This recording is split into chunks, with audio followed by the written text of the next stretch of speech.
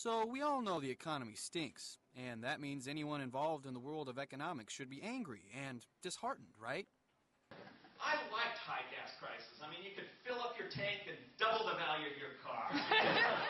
Well, not Pete Orazem. He's a professor of economics at Iowa State University, and he's been doing stand-up comedy for 10 years now.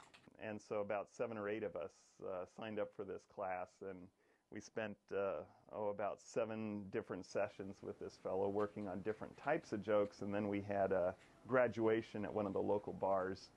It was great. Pete says that while it's interesting trying to strike a balance between being a professor and being a comedian, sometimes the two roles seem to combine. In class, humor is better if it's spontaneous. I mean, if you show up and just do something that's sort of a staged joke, it generally isn't as successful.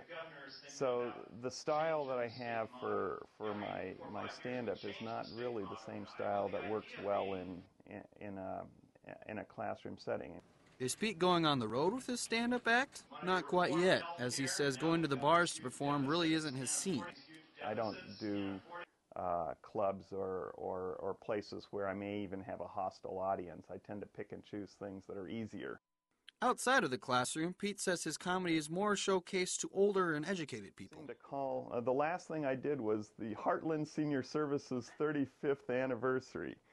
And why did they call me? Because my mother-in-law is a volunteer at Heartland Senior Services. So Orazem was recently elected to the Ames City Council, but he continues to teach students the ins and outs of economics and find some time for some laughs in between.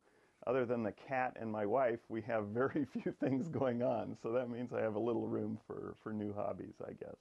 Laughing at the economy for iState News, I'm Josh Larson.